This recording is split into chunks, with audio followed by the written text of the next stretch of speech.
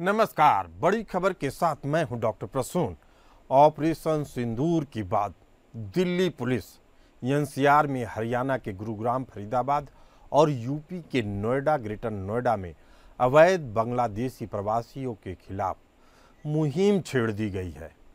दिल्ली के पॉश इलाके से लेकर झुग्गी झोपड़ियों तक में हजारों की संख्या में बांग्लादेशी मिल रहे हैं, जिन्हें अब वापस बांग्लादेश भेजा जा रहा है।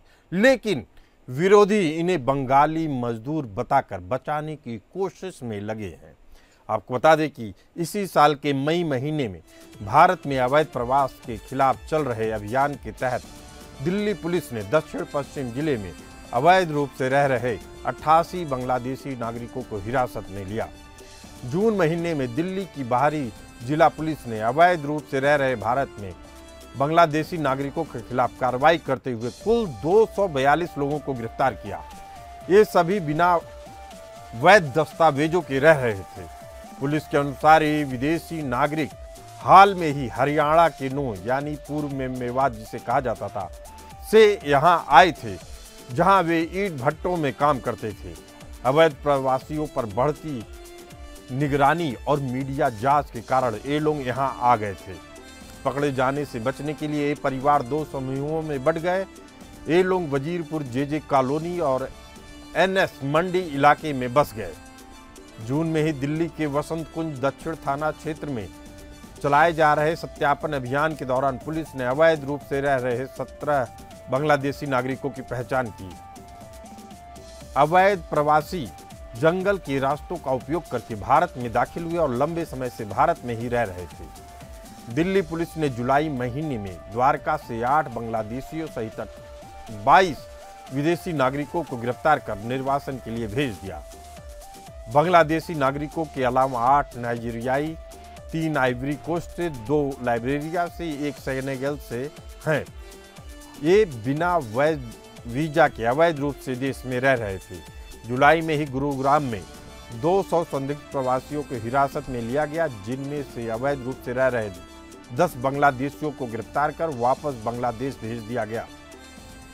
गुरुग्राम में अवैध बांग्लादेशी घुसपैठियों के खिलाफ चल रहे वेरिफिकेशन ड्राइव के बाद प्रवासी मजदूर अब बंगाल की ओर भाग रहे हैं। यूपी के ग्रेटर नोएडा और नोएडा गाजियाबाद में भी पुलिस वेरिफिकेशन का काम तेजी से चल रहा है। वहीं पुलिस ने बार बार साफ किया है कि अवैध प्रवासियों को ही उनके देश भेजा जा रहा है।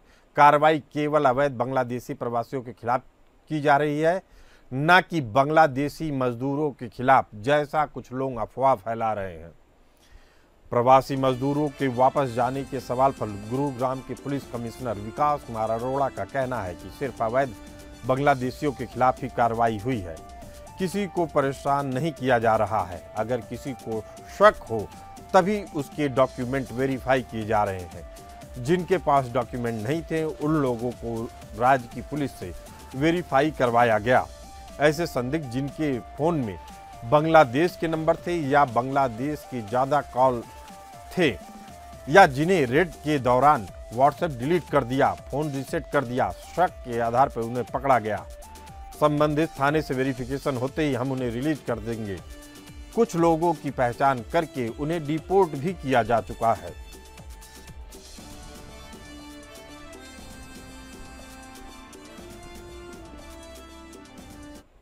वहीं भारत सरकार के गृह मंत्रालय के आदेश पर अवैध रूप से रह रहे रोहिंग्या और बांग्लादेशी प्रवासियों के खिलाफ दिल्ली एनसीआर पुलिस ने बड़े पैमाने पर कार्रवाई के तहत संदिग्ध प्रवासियों की पहचान कर रही है और उन्हें हिरासत में लेकर होल्डिंग सेंटरों पर भेजा जा रहा है।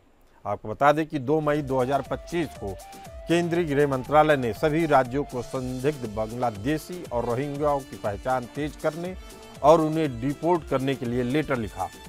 राज्यों के अलावा ये पत्र BSF, Assam rifles, coast guard को भी भेजा गया। सभी जिलों में होल्डिंग सेंटर भी बनाने की बात कही गई। राज्यों से कहा गया कि वे बांग्लादेश या म्यांमार के अवैध प्रवासियों की पहचान कर उन्हें वापस भेजने के लिए स्पेशल टास्क फोर्स एसटीएफ का गठन करें। पकड़ा गया व्यक्ति जिस राज्य का होने का दावा करे, वहां के जिलाधिकारी को उसकी जांच के लिए लेटर भेजा जाए राज्य सरकार 30 दिन में उस व्यक्ति का सही तरीके से जांच कर उसका नाम, पता, रिश्तेदारों की डिटेल्स के साथ रिपोर्ट भेजेगी। वेरिफिकेशन होने तक उसे होल्डिंग सेंटर में ही रखा जाएगा। अगर 30 दिनों में रिपोर्ट नहीं आती है तो विदेशी रजिस्ट्रेशन ऑफिसर उस व्यक्ति को डिपोर्ट करने के लिए जरूरी कार्रवाई कर सकता है। डिपोर्ट करने के लिए उस व्यक्ति की बायोमेट्रिक लेने के साथ ही उसकी पूरी जानकारी गृह मंत्रालय के फॉरेनर्स आइडेंटिफिकेशन पोर्टल पर अपलोड करनी होगी।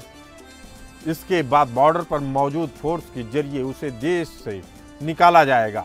इमरजेंसी के हालात में बीएसएफ और कोस्ट गार्ड अवैध प्रवासियों को सीधे होल्डिंग सेंटर से ले जाकर डिपोर्ट कर सकती है। पुलिस सूत्रों की माने तो केंद्र सरकार और बीजेपी शासित प्रदेशों में सख्ती के कारण अवैध रूप से रह रहे बांग्लादेशी प्रवासी अब बंगाल की ओर भाग रहे हैं, जहां ममता बनर्जी सरकार उन्हें बांग्लादेशी मजदूर बता रही है। आपको बता दें कि 7 अगस्त को पश्चिम बंगाल की मुख्यमंत्री ममता बनर्जी ने दावा किया कि अलग अलग राज्यों में 2000 से ज़्यादा प्रवासी मजदूर लौटे हैं। ममता बनर्जी ने कहा कि पश्चिम बंगाल के प्रवासी मजदूरों को राजस्थान, मध्य प्रदेश, हरियाणा और दूसरे राज्यों में प्रताड़ित किया जा रहा है। ऐसे मजदूरों को असम और गुरुग्राम में कैद करके रखा गया है। जो आज भी बांग्ला बोल रहा है उसे रोहिंग्या और बांग्लादेशी बता दिया जा रहा है। ऐसे प्रवासी मजदूरों के लिए पश्चिम बंगाल की मुख्यमंत्री ममता बनर्जी ने श्रम श्री योजना शुरू की है। ममता बनर्जी ने बताया कि योजना के तहत दूसरे राज्यों से आने वाले मजदूरों को 12 महीने तक 5000 रुपये दिए जाएंगे, जिससे उन्हें फिर से बसने में मदद मिल सके। ममता सरकार की श्रम श्री योजना के शुरुआत 18 अगस्त 2025 से की है, जिसका मकसद पश्चिम बंगाल के प्रवासी मजदूरों की मदद करना है जो पुलिस कार्रवाई की वजह से घर लौट रहे हैं।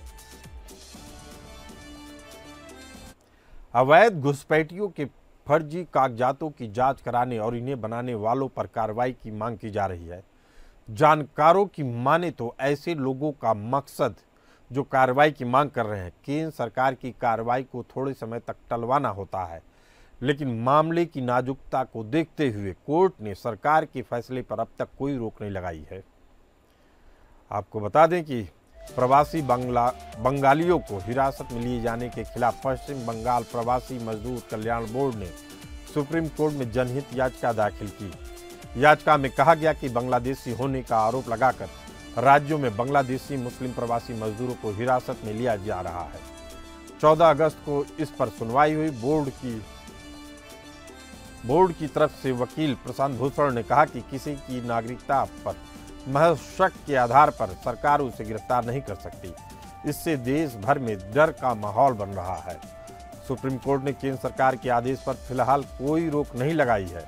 हालांकि कोर्ट ने केंद्र के साथ दिल्ली, हरियाणा, यूपी समेत 9 राज्यों को नोटिस भेजकर जवाब मांगा है।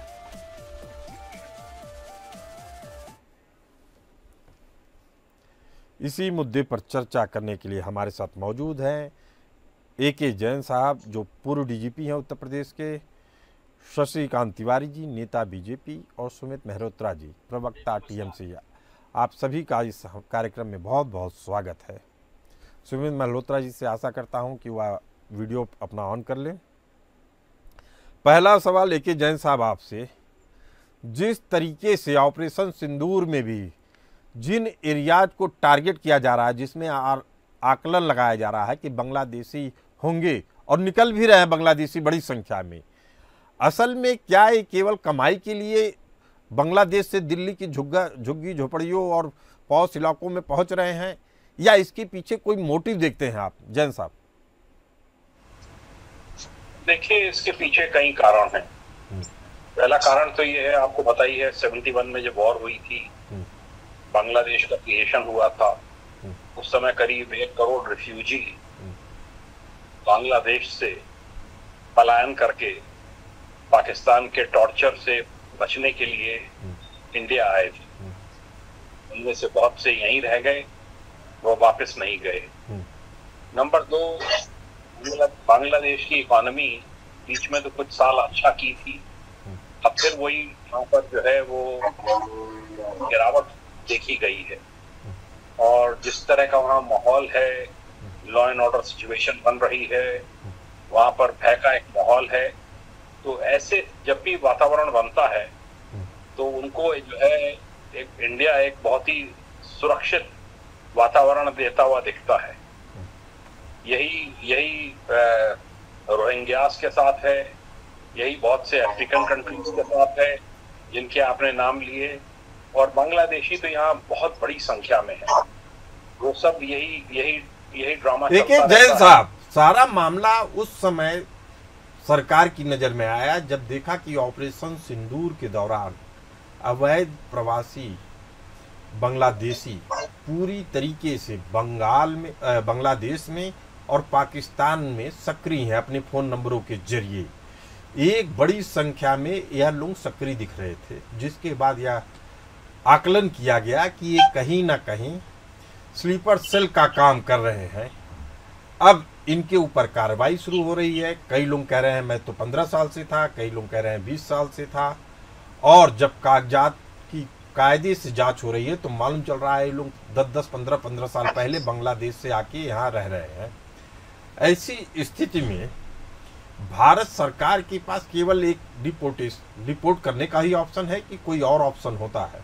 अरविंद जी, नहीं, डिपोर्ट करने के साथ साथ आप मुकदमा भी कायम कर सकते हैं। अब तो इसका कानून बड़ा कड़ा हो गया है और उससे कोई पर्पस सर्व नहीं होगा। वो सालों साल यहीं की जेलों में बने रहेंगे और फिर छूट के फिर वहीं मिक्सअप कर जाएंगे। ये एक्चुअली इसमें जो एक्शन अब लिया जा रहा है, मेरा ये मानना है कि इसमें ऑलरेडी बहुत डिले हो चुकी है।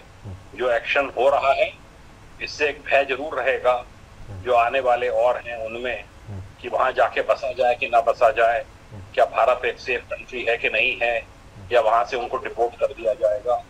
पूरा डेमोग्राफिक चेंज करने के लिए एक पूरा एक षड्यंत्र रचा गया है जिसमें बहुत से लोग सक्सेसफुल हुए हैं। बहुत सी पॉलिटिकल पार्टीज हैं जो कि अपीसमेंट की पॉलिसी फॉलो करती हैं और वो इनको संरक्षण देती हैं, इनके राशन कार्ड बनवाती हैं, इनके ड्राइविंग लाइसेंस बनवाती हैं, आधार कार्ड बनवाती हैं, जिससे कि इन सबको यहाँ की नागरिकता मिल सके और वो उनके एक बल्क के रूप में, उनके वोटर्स के रूप में काम आ सके और उनके इशारों पर काम कर सकें। ये इसमें कार्रवाई बहुत कड़ी होनी चाहिए, बहुत कड़ी होनी चाहिए। लेकिन बांग्लादेश की पश्चिम बंगाल की सरकार कह रही है कि ये लोग बांग्लादेश सरकार के या बांग्लादेश के लोग नहीं हैं, यह लोग पश्चिम बंगाल के हैं। उसमें से कई लोग पश्चिम बंगाल के भी निकले, और जो भगदड़ मची है इस वेरिफिकेशन से, बात की जाए गुरुग्राम की, बात की जाए नोएडा की, बात की जाए फरीदाबाद की, तो हजारों की संख्या में ऐसे प्रवासी अब दिल्ली एनसीआर को छोड़कर बंगाल की ओर रुख कर रहे हैं। सुमित मेहरोत्रा जी, 5-5 हजार रुपए 12 महीने तक दिए जाएंगे, लेकिन अगर गहराई से इनकी जांच की जा रही है तो मालूम चल रहा है कि ये लोग जो प्रवासी हैं या 10-15 साल पहले बांग्लादेश से आए हुए थे और वह बंगाल से होते हुए अब दिल्ली तक पहुंच गए हैं, अब वापस बंगाल पहुंच रहे हैं। असल में ये बांग्लादेशी हैं, लेकिन क्या जब आप ये 5-5 हजार रुपए देंगे ऐसे लोगों को, प्रवासियों को जिनकी नागरिकता संदिग्ध मानी जा रही है, तो क्या कोई वेरिफिकेशन करवाएंगे कि ये वास्तव में कहाँ के हैं, बंगाल के हैं या बांग्लादेश के हैं? सुमित मल्होत्रा जी। प्रज्वल भाई, बात आपकी सही है, बिल्कुल आपका अच्छा क्वेश्चन कि 5-5 हजार रुपए क्यों दिए जाएंगे। देखिए, ऑब्जेक्शन भाजपा को है, दिक्कत भाजपा को है। जब भाजपा खुद बांटती है आपके दिल्ली के उसमें रामलीला मैदान में बांटती है या वहाँ पे प्रोटेस्ट करने वाले लोगों को बांटती है पैसा, तो किसी को कोई दिक्कत नहीं होती है। सुमित मल्होत्रा जी, पहले आपको मैं करेक्ट कर देना चाहता हूँ, ये समस्या बीजेपी की नहीं है, ये समस्या देश की है। हमारे साथ उत्तर प्रदेश के पूर्व डीजीपी AK जैन साहब मौजूद हैं। उन्होंने कहा कि इसी तरह के तुष्टीकरण की नीति के कारण करोड़ों लोग भारत में बसे हुए हैं, जिनके कारण से भारत के लोगों का हक मारा जा रहा है। सुमित मल्होत्रा जी। प्रसन्न भाई, मुझे आप बताइए, फ्री की चीजें क्यों नहीं बंद कर दी जाती हैं? राशन बंद कर दीजिए ना। 80 करोड़ जनता को आप आज ही भूखा मार रहे हो, क्यों बंद कर दीजिए? अगर आप अर्थव्यवस्था आपको सुधार दिए, बंद करिए फ्री का देना, बंद कर दीजिए। जब दिल्ली के अंदर कोई सरकार देती है कोई चीज फ्री तो आपको बड़ी दिक्कत होती है, खुद बांटती है तो कोई दिक्कत नहीं है। मेन बात ये है, मैं इसी पे आ रहा हूँ आपके लिए देखिए बंगाल में जो बटा, ठीक है कि 5,000 बचेंगे, तो बंगाल में 5,000 रुपए क्या उन्होंने, ये सरकार ने वहाँ पे ये नोटिफिकेशन दिया है कि हम बांग्लादेशियों को देंगे। जो वहाँ के प्रवासी हैं, जो वहाँ के रहने वाले लोग हैं, उन्हें दिए जाएंगे।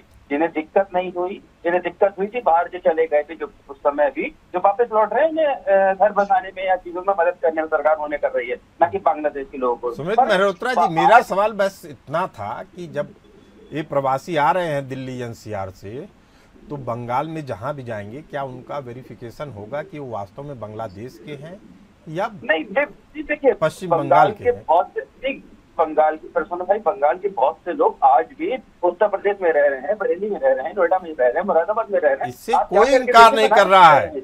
और बांग्लादेश के लोग आए तो दिक्कत होती है, बंगाल के लोग आए तो कोई दिक्कत नहीं होती है।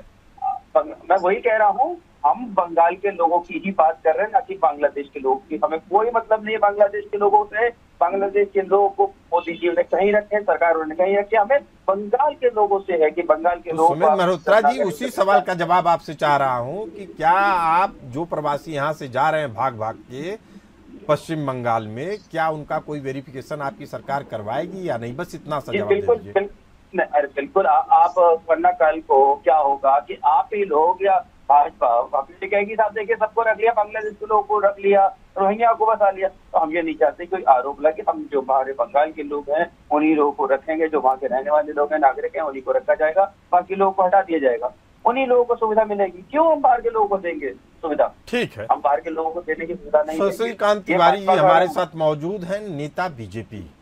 शशिकांत जी, बार बार आरोप लगाया जाता है आपकी सरकार के ऊपर कि आप लोग पॉपुलर पॉलिटिक्स के कारण कुछ कड़े कदम नहीं उठा पाते हैं। जैसे अगर कोई बांग्लादेशी दिल्ली एनसीआर से भागकर पश्चिम बंगाल पहुंच जा रहा है तो आप केवल राजनीतिक टकराव ना हो इसलिए कदम खींच लेते हैं पश्चिम बंगाल में। अब ऐसी स्थिति में बांग्लादेशी प्रवासी चाहे दिल्ली में रहे, चाहे बांग्लादेश में रहे, चाहे पश्चिम बंगाल में रहे, हालात तो वही है कि देश के खिलाफ षड्यंत्र करेगा वह। ऑपरेशन सिंदूर के दौरान भी यह चीजें सामने आई। जी देखिए, देश की जनता लंबे समय से चाहती है कि जितने बांग्लादेशी या रोहिंग्या और पाकिस्तानी हमारे देश में रह रहे हैं जी, उनको बाहर किया जाए। ये देश की जनता की मांग है। देश की जनता की मांग पर ही गृह मंत्रालय यह कदम उठाया है और गृह मंत्रालय ने सभी राज्यों को लिखा है कि भाई इनको चिन्हित किया जाए। अभी ऑपरेशन सिंदूर की चर्चा आपने सही की कि उस दौरान कितना कश्मीर में कितने पाकिस्तानी छिपे हुए थे, दिल्ली में कितने पाकिस्तानी छिपे हुए थे। तो आज ये देश को खोखला कर रहा है। हमारे देश की जनता चाहती है इनको बाहर किया जाए। वो कार्रवाई शुरू हो चुकी है और निश्चित रूप से ये कार्रवाई अब चलती रहेगी। हाँ, दिल्ली एनसीआर में की बात की जाए तो आपको बताऊं कि गुरुग्राम के एक छोटे से इलाके में केवल 20 घरों की सर्च हुई। उस सर्च में 200 बांग्लादेशी पकड़े गए। मतलब 20 घर में 200 बांग्लादेशियों का होना, वो भी दिल्ली एनसीआर में, वास्तव में कुछ बड़ा संदेश देने की कोशिश कर रहा है ये घटना। बहुत बहुत बिल्कुल चिंता का विषय है। गुरुग्राम में है, नोएडा में है, इसके साथ साथ तो शाहीन बाग में है। शाहीन बाग में लोग राशन पानी पीते रहते हैं और उनको भारत के खिलाफ कार्रवाई करते रहते हैं, भारत के खिलाफ षड्यंत्र करते हैं। और इन लोगों ने पूरे देश का माहौल जो है इंडिया का। लेकिन सुमित मल्होत्रा जी बेहद अहम बात कह रहे हैं, शशिकांत तिवारी जी, कि आपको जो कार्रवाई करनी हो करिए। कार्रवाई हो रही है जी। सुमित मल्होत्रा जी का कहना है जो कार्रवाई करनी है करिए आप, इस पे किसी को ऐतराज नहीं है। कर रहे हैं, कर रहे हैं, बिल्कुल कार्रवाई होगी और ये कार्रवाई बंद नहीं होगी। चाहे ममता बनर्जी उनको बंगाली मजदूर बताएं, गृह मंत्रालय ने तो कहा है इनका वेरिफिकेशन किया जाए। अगर ये इनके रिश्तेदार बंगाल में पाए जाते हैं तो वहाँ से रिपोर्ट बना लिया जाए। इनको पुलिस बिल्कुल इनको परेशान नहीं करेगी। बिल्कुल वेरिफिकेशन करना तो कोई बुरी बात है नहीं, किसी का भी वेरिफिकेशन होना चाहिए। वो बता दें कि बंगाल के फलाना गाँव के हम हैं, बिल्कुल पुलिस डिस्टर्ब नहीं करेगी। लेकिन अगर वो बांग्लादेशी और रोहिंग्या और पाकिस्तानी है तो चुन चुन करके इस देश से निकाले जाए। शशिकांत तिवारी जी, शशिकांत तिवारी जी, सुमित मल्होत्रा जी कुछ कह रहे हैं, उनकी बात सुन लेते हैं फिर जवाब दीजिए। जी सुमित तिवारी जी को सुनना अच्छा नहीं लगता है। अरे सुमित जी मुद्दे पे आइए। अपनी अच्छाई सुन नहीं पाते हैं। सुमित मल्होत्रा जी अपनी बात करिए। देश को बर्बाद करने का काम कर रहा है। लोगों के पास नौकरियां नहीं है, लोग नौकरियां मांगते हैं, सड़कों पे आकर तो लाठियां मिलती हैं, युवा बेरोजगार हो गए। इन्हें उससे मतलब नहीं है। हिंदू मुसलमान रोहिंग्या, अरे भाई रोहिंग्या को आप निकालिए ना डाटा, आपके बाद आप काम करिए। आप कहते हैं राज्य सरकार, केंद्र सरकार क्या कर रही है, गृह मंत्रालय क्या कर रहा है, जो आपकी सिक्योरिटी फोर्सेज है वो क्या कर रही है? हाथ पे हाथ धरे बैठी हुई है, हाथ पे हाथ नहीं धरे बैठी है। सुमित मल्होत्रा जी कार्रवाई शुरू हो चुकी है, लेकिन AK जैन साहब हमारे साथ मौजूद हैं, पूर्व DGP उत्तर प्रदेश। जैन साहब, असल में बड़ी समस्या क्या है इन बांग्लादेशियों और रोहिंग्याओं को निकालने में? जी देखिए भाई, अगर आपको पदों का वेरिफिकेशन करना बड़ा मुश्किल होता है। अभी AK जैन साहब बोल रहे हैं। सुमित मल्होत्रा जी, आप AK जैन साहब को सुन लीजिए, फिर मैं वापस आता हूं आपके पास। जी, जो स्टेट्स हैं जहां पर लिखा पढ़ी की जाती है, क्या ये आपके यहाँ के रहने वाले हैं? वेस्ट बंगाल वगैरह से और कई स्टेट्स ऐसी हैं जहां से कोई रिप्लाई नहीं आता है। तो स्वाभाविक है कि वहां पर इंस्ट्रक्शंस होंगे और वो कोऑपरेट नहीं करते हैं। ऐसे में पूरे देश में एक माहौल होना चाहिए कि जो ऐसे लोग हैं उनको देश से बाहर करना होगा।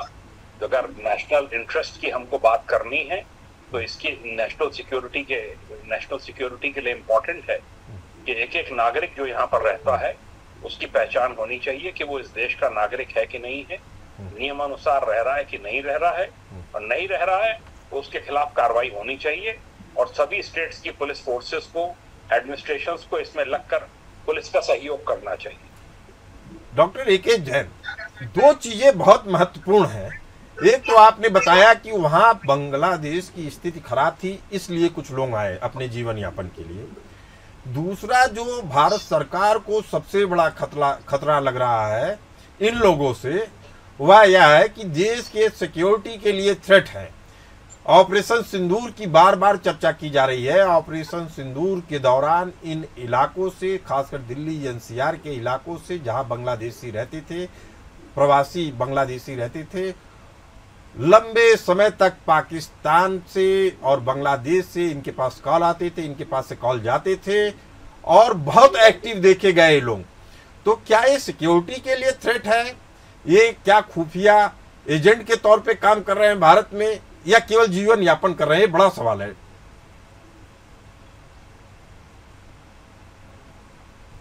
जैन साहब। अच्छा, आप मेरे से पूछ रहे हैं? जी। हाँ, देखिए, ये मैंने आपको पहले ही बताया, ये सर्वविदित है कि इनमें से बहुत से लोग जो हैं वो क्रिमिनल्स हैं। वो उनका नेक्सस है अन्य देशों में जो बैठे हुए टेररिस्ट ग्रुप्स हैं उनसे, उनके आह्वान पे वो काम करते हैं। इनको पैसा मिलता है क्योंकि इनकी कोई लॉयल्टी कोई इस कंट्री के प्रति नहीं है। ये यहाँ के रहने वाले हैं नहीं। जो देश का नागरिक है उसकी लॉयल्टी अपने देश के प्रति होती है। जो बाहर का रहने वाला है उसकी कोई लॉयल्टी अपने देश के, हमारे भारत के प्रति नहीं होगी। तो इस बात को ध्यान में रख के कार्रवाई करनी चाहिए, चाहे वो स्लीपर सेल्स हो, चाहे वो ओपनली काम कर रहे हो। जो लाइट में आते चले, किसी भी इंटेलिजेंस एजेंसी के, NIA के, IB के या स्टेट के टास्क फोर्सेस के, इनको तुरंत पकड़कर फौरन बाहर कर देना चाहिए। बड़ी कड़ी कार्रवाई इसमें। जय साहब, एक चीज और है कि अगर जैसा आपने कहा कि कई बार कई स्टेट सपोर्ट नहीं करते हैं, तो अब जो केंद्र सरकार की दिशा निर्देश आए हैं उससे साफ है कि अगर 30 दिन के अंदर कोई राज्य सरकार जवाब नहीं देती है तो ऐसे विदेशियों को विदेशी रजिस्ट्रेशन ऑफिसर के जरिए डिपोर्ट करना मस्ट हो जाता है। सुमित मल्होत्रा जी, लास्ट सवाल आपसे। चूंकि आप बांग्लादेश की सीमा पे आपका राज्य है और हम लोग अक्सर चिंतित होते हैं कि बांग्लादेश जैसा हाल कहीं पश्चिम बंगाल का ना हो जाए। हमारे उस पश्चिम बंगाल का, जहां से एक से बड़े एक लीडर पैदा हुए, एक से बड़े एक हमारे पश्चिम बंगाल से बुद्धिजीवी पैदा हुए, आज वहां से पता चलता है कि रोहिंग्या आ रहे हैं, आज पता चलता है कि बांग्लादेशी आतंकी आ रहे हैं, आज पता चलता है कि खुफिया एजेंट आ रहे हैं। क्या राज्य सरकार के पास कोई STF, ATF जैसा ऐसा कोई संगठन है जो इस तरह के लोगों पे कार्रवाई करता हो या इसकी कोई अनुशंसा करता हो? सुमित मल्होत्रा जी। देखिए, बिल्कुल बिल्कुल, अगर आप इसको सोचे कि राज्य सरकार बांग्लादेश के लोगों पर कोई कार्रवाई नहीं करेगी, बिल्कुल करेगी। इससे आप निश्चित रहिए कि सरकार कि किसी को बचाने में लगी हो, किसी को कुछ करने में लगी होगी। अगर जो बंगाल का व्यक्ति है केवल उसे ही रखा जाएगा, जो बाहर का व्यक्ति है उसे बांग्लादेश वापस भेजा जाएगा। और मैं ये चाहता हूँ कि हर प्रदेश के अंदर, चाहे वह असम हो, चाहे किसी भी प्रदेश का हो, वहाँ पे ये कार्रवाइयाँ करनी चाहिए। जो बांग्लादेश का है, बांग्लादेश का व्यक्ति है, उसे हटा देना चाहिए। सुमित मल्होत्रा जी, केंद्र सरकार ने एकदम साफ कर दिया है कि इस तरह की कार्रवाई पूरे भारतवर्ष में हो रही है और भारत के हर राज्यों को हो रही है, और पुलिस फोर्स को और बॉर्डर के तो ऑर्गेनाइजेशन पे भी उन सबको लेटर भेजा गया है कि आप ऐसे लोगों को चिन्हित करके देश से बाहर करें। शायद इस मुद्दे पर राजनीति नहीं होनी चाहिए। नहीं हो तो एक बात जानकारी करिएगा कि असम में नहीं कुछ ऐसी कार्रवाई हुई है। हो रही है, बड़ी संख्या में हो रही है। सबसे ज्यादा कार्रवाई मेरी जानकारी के अनुसार असम में ही हुई है। हेमंत बिस्वा शर्मा खुद इस पे निगाह बना के रखे हुए हैं। और आपसे भी उम्मीद करता हूं सभी मेहमानों से कि ऐसे मुद्दे पे देश को एक रहना चाहिए, हम सबको एक रहना चाहिए और एक सुर में आवाज लेना चाहिए। आप सभी मेहमान इस खास चर्चा में आए, आप सभी का बहुत बहुत धन्यवाद। फिलहाल इस चर्चा में इतना ही, हमें दीजिए इजाजत। चलती रहिए एपीएन न्यूज के साथ।